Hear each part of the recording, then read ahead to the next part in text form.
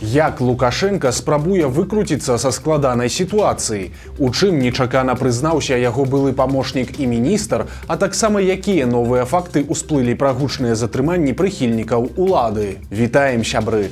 Гэта наша Ніва, і зараз мы ўсё вам раскажам.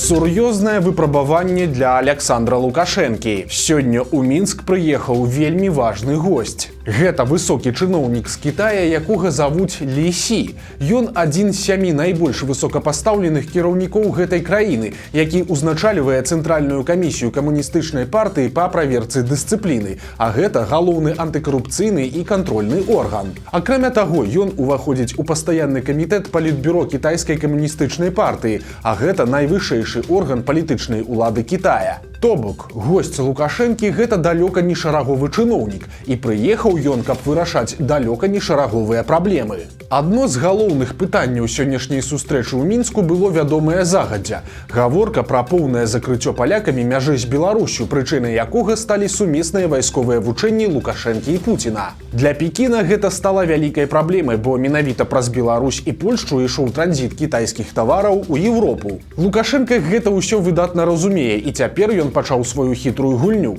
Спачатку ён рассыпаўся ў кампліментах і пакаяўся ў сваёй вернасці і лаяльнасці Кітаю і яго кіраўніцтву, а затым ён прадставіў сваё бачанне сітуацыі. Маўляў, Беларусь тут увогуле ні пры чым, а закрыццё мяжы, на думку Лукашэнкі, гэта дэмарш палякаў непасрэдна супраць Китая. Очень много в средствах массовой информации в последнее время, особенно в связи с вашим визитом в Беларусь, очень много разного рода инсинуаций по поводу, в том числе, наших отношений с Польшей и закрытию границы между Беларусью и Польшей. Я понимаю, что это, скорее всего, недружественный шаг поляков, политический, какой-то, наверное, имиджевый, как считают поляки, против Китайской Народной Республики, но нисколько не экономический, поскольку такая империя, как Китай, запросто справится с этой проблемой. Пасля такога віртуознага пераводу стрэлак Лукашенка не спыніўся і, як звычайна, паабяцаў расказаць нешта вельмі важнае і цікавае, але ўжо за закрытымі дзвярыма і толькі асабіста кітайскаму чыноўніку. Таксама адметна, як мяняецца рыторыка Лукашэнкі, бо звычайна ён пляжыць захад як толькі можна, пераходзячы часам і на прамыя абразы. Сёння ж ён гаварыў з нязвыклай для сябе асцярожнасцю. Я хотел бы с вами один на один, если вы не против, после нашей встречи, такой короткой беседе, рассказать вам кое-что и поделиться нашими данными на эту тему. Дело здесь не в Беларуси, ну а Польша играет роль какого-то коня-скакуна в пользу других государств.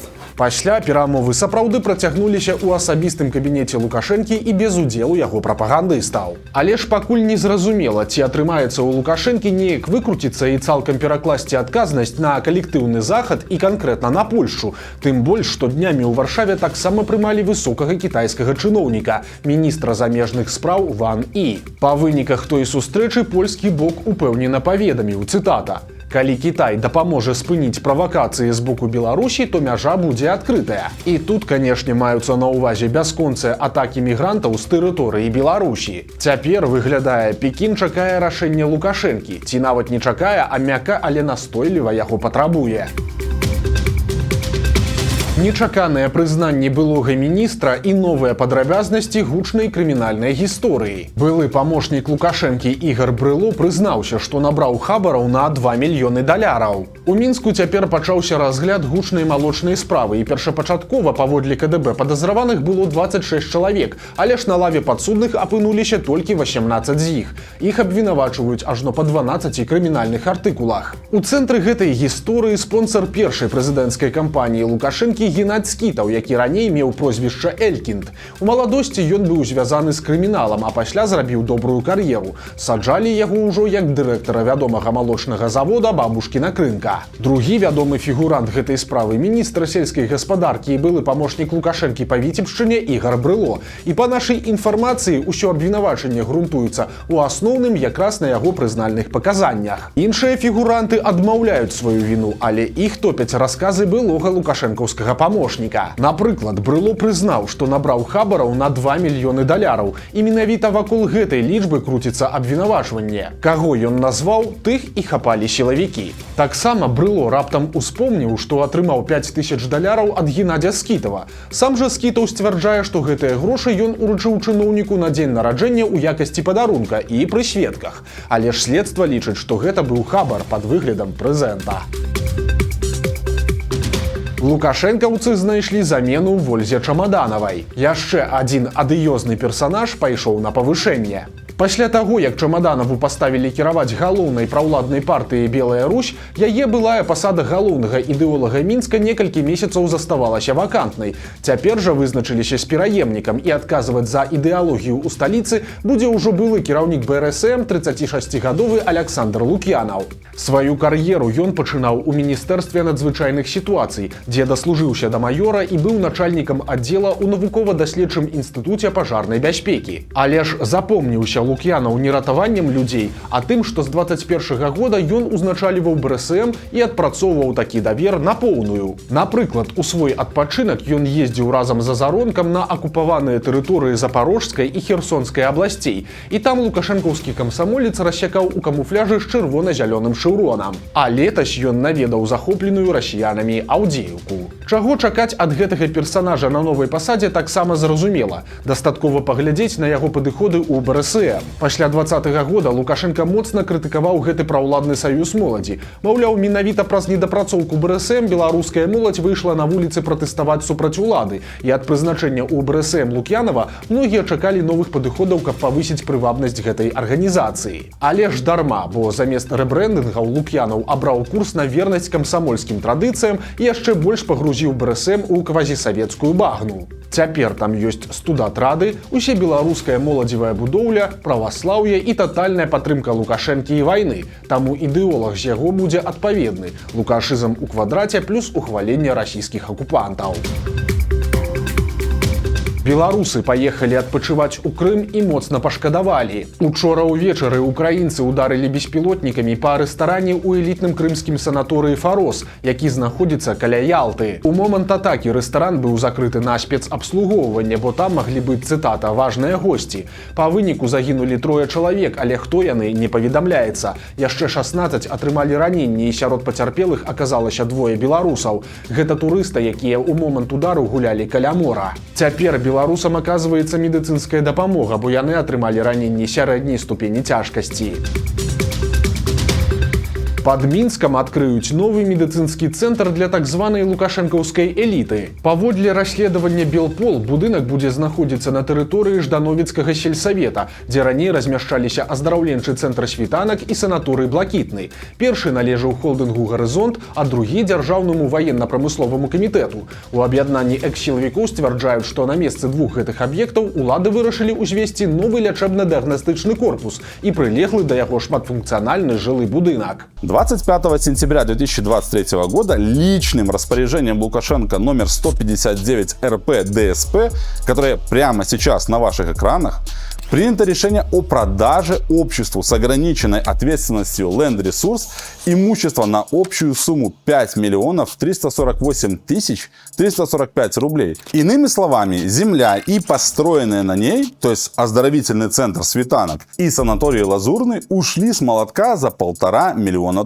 Без открытого тендера, без публикации СМИ, личным распоряжением Лукашенко с грифом для служебного пользования. Причем коррупция закладывается прямо с самого начала. Согласно пункту 2.2, продажа имущества осуществляется даже без наличия правоудостоверяющих документов на это имущество. Займацца гэтым усім будзе малавядомая кампанія з назвай Land Resource. І як вы, напэўна, ўжо здагадаліся, гэта зусім няпростая фірма. Яна звязаная з набліжаным да Лукашэнкі алігархам Мікалаем Вераб'ём і да таго займалася імпартам расійскай нафты ў Беларусь. Па інфармацыі Белпол, толькі будоўля гэтага медцэнтра абышлася амаль у 200 мільёнаў беларускіх рублёў, і гэта без уліку закупак абсталявання. Запусціць новы элітны цэнтр плануюць ужо ў пачатку лістапада гэтага года. Цікава, што атрымаў алігарх Верабей узамен за такі шчодры падарунак, як лячэбна-дыягнастычны корпус лечкамісіі. Як высветлілі расследавальнікі, адказ хаваецца ў новым інвестыцыйным праекце – будаўніцтве шматфункцыянальнага жылога комплексу прэміум-класа сэрца сталіцы ў Мінску. Праект уяўляе сабой 3 вежы вышынёй да 50 паверхаў на ўчастку ў 3 гектары ў межах вуліцы Дамашэўскай, Ціміразева і завулка Тучынскага.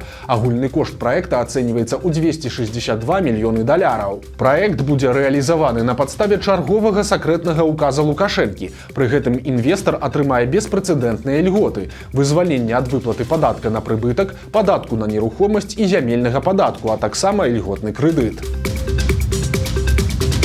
З'явіліся новыя падрабязнасці пра затрыманне іншых прыхільнікаў Лукашэнкі. Нядаўна мы расказвалі, што па Беларусі прайшла хваля арыштаў арганізатараў канцэртаў. Сілавікі бралі нават тых, хто меў непасрэднае дачыненне да перадвыбарчага марафону адзінства, які праходзіў у падтрымку Лукашэнкі. І цяпер сталі вядомыя некаторыя цікавыя дэталі гэтай гісторыі. Аказалася, што ўсё пачалося з чата, створанага яшчэ ў каранавірусныя часы. Называўся той чат «Оргбай» і быў створаны ў першай палове 2020 года, выключна для координации працы профессионалами сферы. На двары тады быў ковід, і правілы гульні на рынку кардынальна змяніліся. Актыўнасць у чаце скончылася яшчэ ў 2021 годзе, але цяпер яго знайшлі на тэлефоне аднаго з атрыманых. Сілавікі хуценька прызналі чат экстрэміскім і пайшлі па тых яго удзельніках, якія яшчэ заставаліся ў Беларусі. Падчас праверак некаторым дадаваліся і іншыя абвінавачанні, напрыклад, у карупцыі. Далей жа ўсё залежыць ад сукупнасці фактараў, ну і жаданне прызнаваць віну, каяцца і плаціць. Напрыклад, па інфармацыі нашых крыніц, кіраўніцтва сэрвіса «Квіткі Бай» ужо знаходзіцца на волі, бо пачало супрацоўнічаць са следствам. А вось той жа Ілля Пятроўскі з Blackout Studio яшчэ сядзіць. Далей цытата. Па-першае, ён ніяк не хоча прызнаваць выстаўленыя яму абвінавачанні ва ўхіленні ад падаткаў. Па-другое, яго маскоўская жонка яму наняла адразу расійскіх адвакатаў, якія сябе агрэсіўна паводзілі. Таму яго не выпусцілі, хаця ён мог выйсці пад заклад і быць дома. Канец цытаты. Адметна, што для Blackout Studio гэта ўжо не першы крымінальны момант. Так, у 2021 годзе за карупцыю быў асуджаны былы дырэктар Мінсканцэрта Андрэй Мікуцэвіч. Мужчына браў грошы за афармленне дамоваў на аказанне паслуг без правядзення канкурэнтных працэдур закупак. Адным з тых, хто заплаціў яму хабар, быў якраз дырэктар Blackout Studio. Што ж тычыцца заўзятага лукашыста і кіраўніка Палаца Рэспублікі Максіма Прыхадоўскага, то ён на працоўным месцы дагэтуль адсутнічае, хаця па-ранейшаму пазначаны як дырэктар на афіцыйным сайце установы. Новая страшная прыдумка лукашэнкаўцаў. Цяпер выходзіць тэрмін даўніны ў справах аб пратэстах 2020 года, і па законе караць беларусаў за гэта ўжо нельга, але і выбачаць гэтага прыхільнікі Лукашэнкі таксама не могуць, таму робіцца наступнае. Частку абвінавачаных па народным 342 артыкуле крымінальнага кодексу і праўда вызваляюць ад адказнасці. Ужо вядома як мінімум пра 7 такіх выпадкаў, але ж частку людзей у выніку будзе чакаць яшчэ больш жорсткае пакаранне. Па інфармацыі праваабарончага цэнтра «Вясна», некаторым удзельнікам пратэстаў мяняюць артыкул крымінальнага кодекса з 342 на 293. То бок з удзелу ў мірных пратэстах на удзел у масавых беспарадках, а пакаранне за апошняе нашмат больш сур'ёзнае – ад 5 до 15 гадоў за арганізацыю беспарадкаў і ад 3 до 9 гадоў за удзел у іх. Мінчукі паскардзіліся на працу паліклінікі, а прапаганда абвінаваціла ў праблемах саміх жа пацыентаў. Усё пачалося з таго, што людзі ўказалі на хібы педыятрычнага аддзялення нумар 1 37-й гарадской паліклінікі. Маўляў, усяго 2-3 педыятры абслугоўваюць 12 участкаў і ўтвараюцца вялікія чэргі. Акрамя таго, складана ўзяць талон да доктара, а каб узяць даведку, то трэба запісвацца за некалькі тыдняў да прыёму. На скаргі адрэагавала дзяржаўнае агенцтва «Мінск-навіны», якое назвала гэта укідам. Тыпу гэта ўсё няпраўда і медыкаў хапае. Чэргаў, па версіі прапагандыстаў, таксама ніякіх няма. Цытата. Ажыятаж і адчуванне вялікай колькасці людзей у аддзяленні ствараюць самі жыхары мікрараёна. Да прыкладу, калі двое бацькоў альбо бабуля з дзядулем суправаджаюць дзіця. Вось такія навіны панядзелка. Падпісывайцеся на канал, стаўце лайкі альбо дызлайкі і выказвайце заўвагі ў каментарах. І, канешне, чытайце нашу Ніву, глядзіце нашу Ніву і любіце Беларусь. Да сустрэчы заўтра.